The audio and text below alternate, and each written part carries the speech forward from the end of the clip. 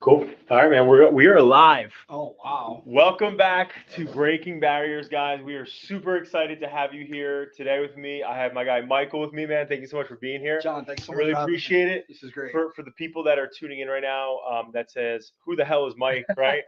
Give him a quick high level, of your story. I think you have an incredible journey. Obviously, I still want to learn more, but talk a little bit about yourself and and your journey, man. Sure. Absolutely. So, I'm a certified mental performance consultant. I work in the sports psychology field, and I host a podcast called the Freshman Foundation, which is about helping athletes and families navigate the transitions through various elements of their sporting journey. So, it's a passion of mine. It's my second career. I started the business 3 years ago. I went back to school to get a master's in sports psychology in 2017. Started the business in March of 2020, right during the Oh start of the my! There's so many start of so the many people did that. start of the pandemic, started the podcast. And that was really sort of born out of my own like life journey, Wow. my love for sports, some personal things I went through, which I'm sure we'll talk about. It sort of inspired me to like move on to entrepreneurship and start, in a field where I really love helping people. That's amazing. So you shared at one point that you had the gambling addiction. So let's start there. I mean, I think most people listening in have had either themselves or family or people who have struggled with some sort of addiction. Can you just talk a little bit about that? Absolutely. It's been over 10 years since I made a bet. I started gambling, gosh, when I was a kid, probably 10, 11, 12 years old, grew up in a family where it was pretty normal, had friends, it was normal, but I was not like everybody else. I just always gambled to excess. It Mm. was something I always was really, really, for lack of a better word, sort of obsessed with. Right. And that behavior progressed over time. So when I went to college, it got worse. And then when I had my first child, it got worse. And it was always Mm. sort of a coping mechanism for me, an escape from reality, just like, Wow. drugs or alcohol might be. But it was Right. just Right. just an obsession that I Wow. always sort of had to deal with. Wow. And I can only imagine. So I just had my first child. He's going to be 3.5 months soon. Mhm. And Congratulations. thank Yeah, you, it's thank you. amazing. And so the amount of pressure that I can only imagine you are pressure, guilt, those types of things that you might have felt going through that time because you have your first child and that stuff. Yeah. So that's a lot, man. And first off, congratulations for not for, Thank for being you. out of the game now for you said 10 years. Over 10 And years. so a Yeah. decade. Let's go. A decade. Let's go. It's crazy. Let's It was go. really crazy when I hit 10 years. Yeah, it was Um, awesome. so just out of curiosity, yeah, again, and if you don't want to, you don't have to share the story. Is there any like crazy like whether it was like a story or a thing or throughout the gambling world, like what was the moment that you were like, I can't do this anymore?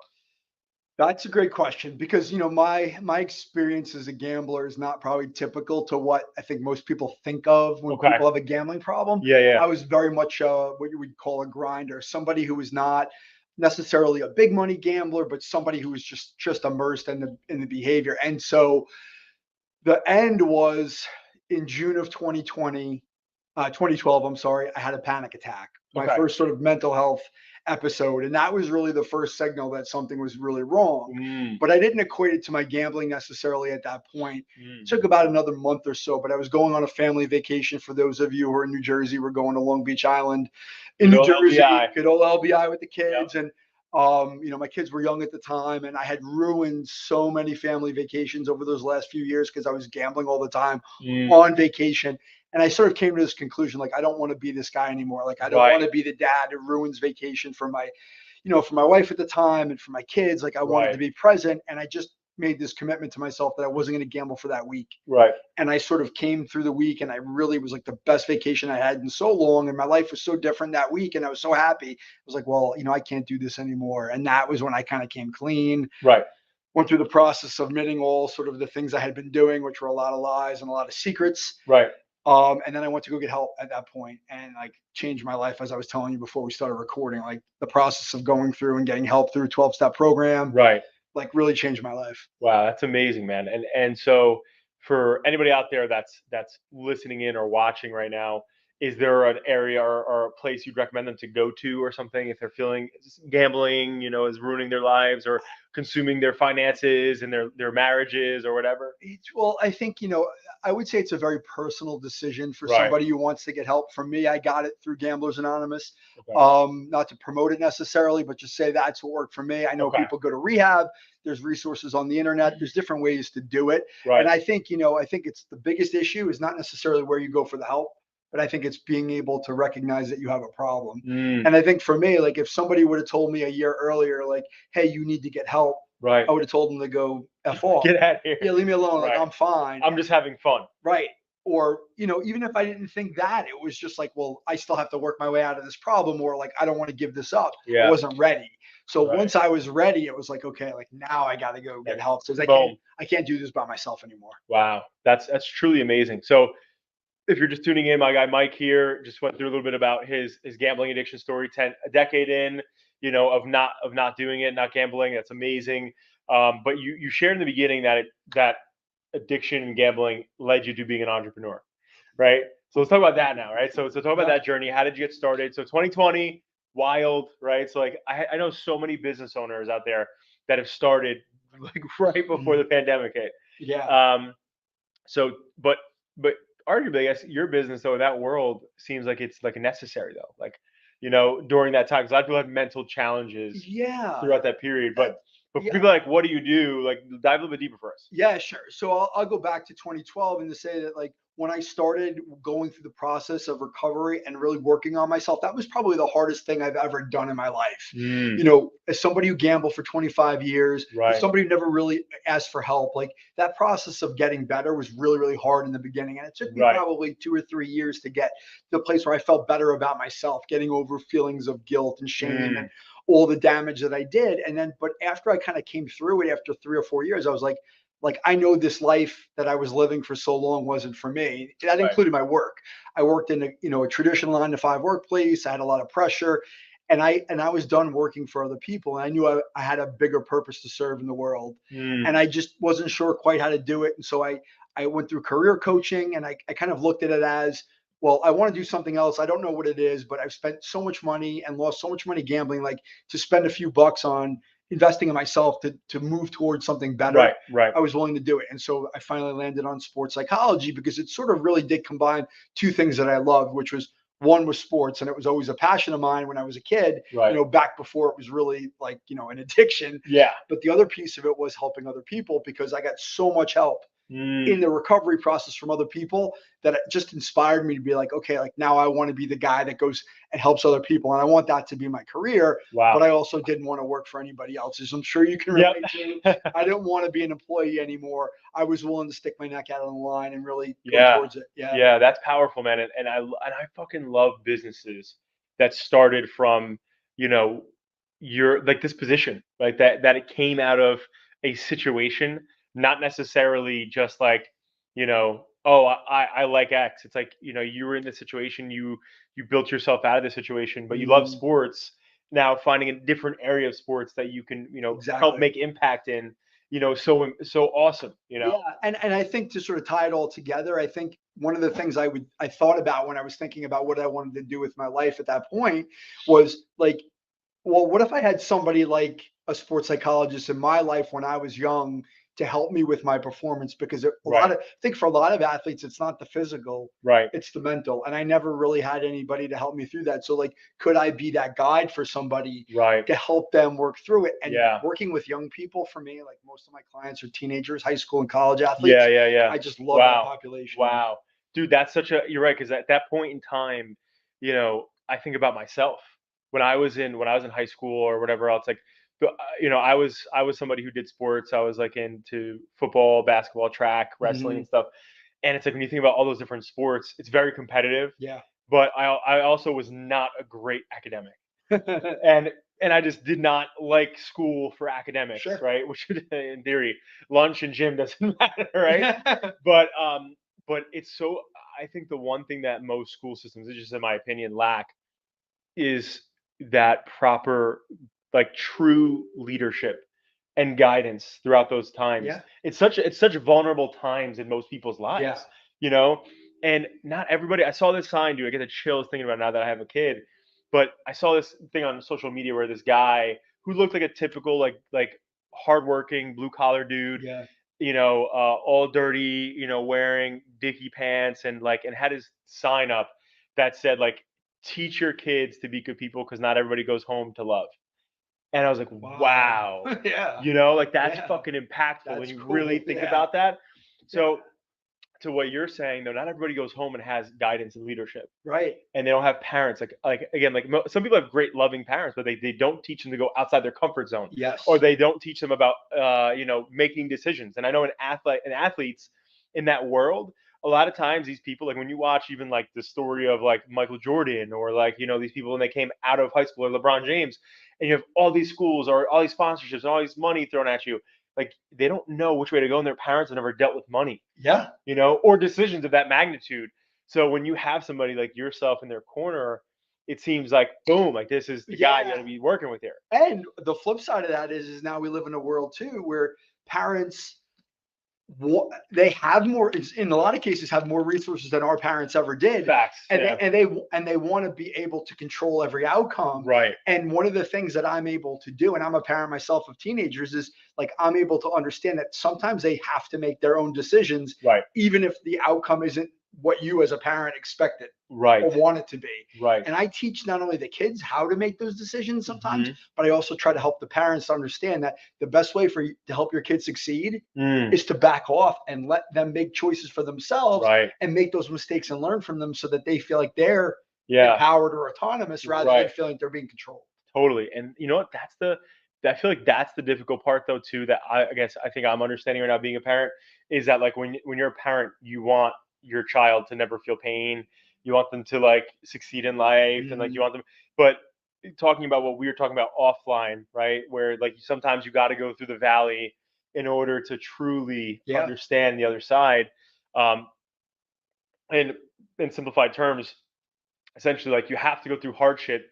And I also heard the saying that knowledge is picking up a book and taking your time to learn, but you only gain wisdom through experience. That's the truth. Right? It's my truth. It's my Yeah, experience, me too. right? I really didn't understand the world the way I do now. Yeah, I wouldn't be where I'm at but for that right. experience. And so I think a lot of people, they'll hear me say that I'm grateful for the experiences I've had. Right. And most people would look at those experiences and go, I would never want to go through that. And my view is like, I would have never gotten to this point without it. Right. So I'm grateful for it. It Totally. was hard going through it, Right. but Right. it's made me more resilient. It's given me perspective. Yeah. It's put me in this spot, Yeah. which is like just gratitude, If total if gratitude. if you think, or if anybody watching this right now thinks about anybody that you truly respect, right? In most cases, you only respect people who are calloused, who've been through experience, who have Mhm. been through hell and back, and you respect them because of that, right? Like most, Yeah. I don't know anybody that I respect that just like gotten through life easily and like wow, they're amazing. Like I don't, I like the people I like because they've worked hard and they gotten to where they are, and I Mhm. respect them for those things. Yeah. And so ultimately, just going back to that whole thought process, at the end of the day, it's like with the kids situation, it's like yes, they need to go through their own shit to develop their own path. And I heard this really, there's this Stoic philosopher Ryan Holiday, and he has this channel called The Daily Dad, and there was one dude, I forget who the hell said this. It was one of his guys that he had quoted on there, but essentially it was like, seldom have we ever seen kids listen to parents, but we often see them watch and repeat what their parents do. So they're not good listeners, but they will watch and they will do what you do. Of course. And most times, as parents, right, we're like, I want you to do this. You should be doing this. You should do this. But then we go do the opposite, right? Because we want them to be better than we are, right? So we contradict ourselves a lot. So only reason why I'm bringing this up though Mhm. is that a lot of times I come on here and I'm talking about like personal development. Personal development. The best investment in the earth is not just real estate; it's yourself. Yeah. While you're here, the best investment you can make on planet Earth is in your damn self. Yep.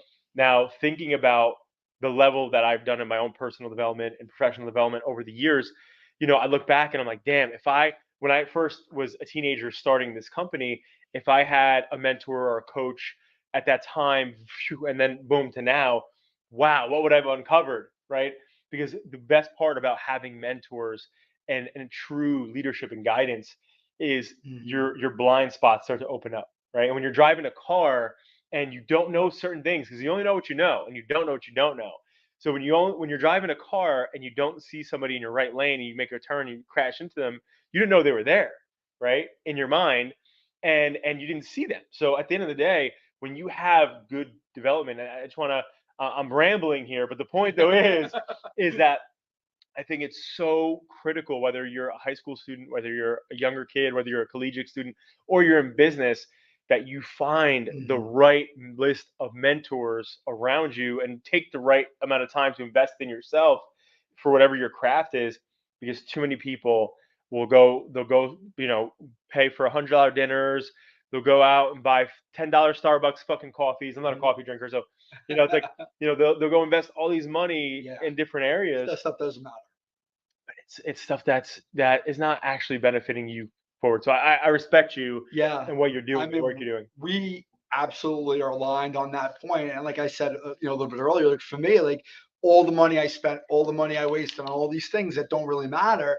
But then you think about spending money on a coach All right, or whatever it is to make yourself better. It's an investment that doesn't necessarily pay off right, immediately, right, but believing in that this is the right decision to invest in me, the equity I build in myself is right, going to pay off in the future. And that's right, kind of where I'm at in my life right now. Is like I'm willing to make those investments into myself because I know it's going to pay off in the future, right. even if I know I have to suffer a little bit in the Yeah, near term, right? I love that, man. And so that leads me to, I'm gonna share. So my life quote.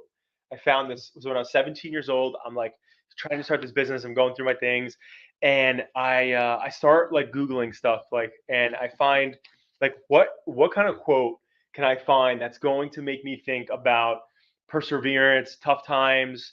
I heard you earlier offline talk about God, and for me, like I'm religious and a Christian, and I think about ultimately like what was going to serve me so I can serve, and ultimately, so I'm thinking about it, Mhm. and I find this quote that just like pulverizes me to this day. Like it resonates so much with me. I get the chills every time I say it out loud. But it's live a few years of your life like most people won't, so you can live the rest of your life like most people can't. And there's a lot of ways to unpack that, Yeah, it is. but the older I get, it almost sounds selfish. As I get older, when I was younger, it was like, oh, okay, I got to struggle before I can emerge and all stuff like that. But I think the key that I think about that, right, is Mhm. that let's not even talk about business, right? It's about health. When you see certain people out there that are like, damn, I want that body, right, and they don't have it, right? Ultimately, you have to put yourself through the pain Mhm. of not having the food you want. You got to put yourself through the pain of not going out and drinking what you want to drink. You got Yes. to put yourself through the pain of getting your ass up and working out too, right? And it's like before you have to live like that if you want what most people want to have, but Yeah. they don't put the time or effort towards and just think it's not achievable. Yeah. And to me, like anything I do, I think about that. If I'm going through a different like change in my company, or if I'm in the process of doing something in my personal life, like being a father, like literally, dude, I no joke, and I can go on an hour tangent, so I'm not going to, but nobody prepares you for what to expect in the hospital. Like No, they no, don't. like they like even in like when you're in Lamaze classes, like they tell you like brief shit, but like you don't get the actual like third degree of like what's gonna actually take place. I mean, when you said that, it took me right back. I mean, literally 14 and a half years ago, my first child was born. And I remember it was October, November, actually, the first couple of days of November, because he was just coming home. And I remember him being like bundled up in his little car seat Yep, and yep. carrying him from the hospital in the car seat to the car, driving this little guy home, going like 30 miles an hour on like the highway. Because like literally, like you're now responsible for this Right, person, right. and there's no playbook, No. there's no manual, Mm-mm, mm-mm. and for me, like I always considered myself to be a good dad, but I was also at the same time in my life when my gambling really got bad because it was so overwhelming for me, Mm, that like responsibility of being in charge of another human and taking care of right, them, that it was like, like it just was like it was hard. Like it's dude. not, Yeah, you know what I'm saying? Like yeah, and thankfully not everybody goes the way I went, but like it was hard for me to adapt to dude, that life, that way of living. dude. No pun intended. There Dap. you go. It was not perfect. He didn't even mean to do that. I love it.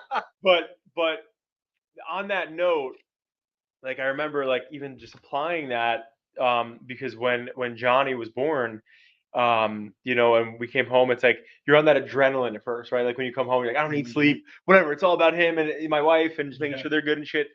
But then it's like when you're on a few weeks of like not sleeping well and stuff, it's like it really gets you. But even in that circumstance, like no matter what, you have to struggle before you can emerge. And I think that's one of the things that I've always Yeah. applied. Has there been a quote or adage for you, even maybe in your like recovery, that like has really resonated with you for perseverance? Yeah, I mean, I can't cite it all, but I think a lot of people have heard the man in the arena Mm, quote from Theodore Roosevelt. Basically, right? The essence of the yeah. quote is like, it's easy to judge the person from the outside, but Mm, until you're actually in it, mm, you're in it, doing it, and like going through the struggle, right. like that's courage.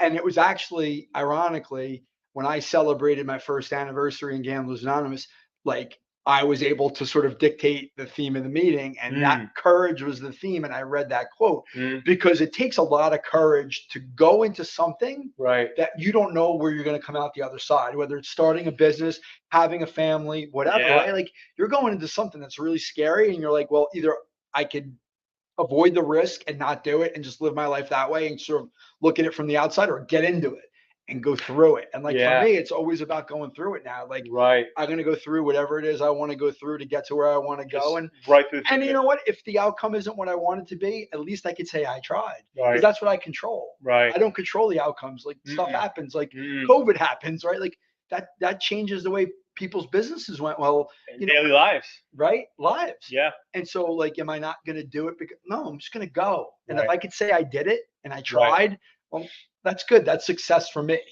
Totally. And I love that. That's so absolutely it's no wonder why like you shifted to entrepreneurship. Because I think when you think about entrepreneurship, that's like almost the exact definition. You're 100%. running towards the fire, you're running through the middle of it. You're not like, beating around the bush anymore. You're just going you have to go through the thick of it, right? Yeah. And that's there's a lot of power in that. But I think one of the questions that I have, right? So I know a lot of people around me that have had addiction issues and stuff like that. Yeah. When you hear about the 12-step programs or like just addiction in general, whether it's alcoholism, drugs, whatever, um, a lot of there's a overwhelming majority of people who don't make it through recovery, right? There's more fallen brothers and sisters than For there are sure. saved. What do you think like has been for you your saving component?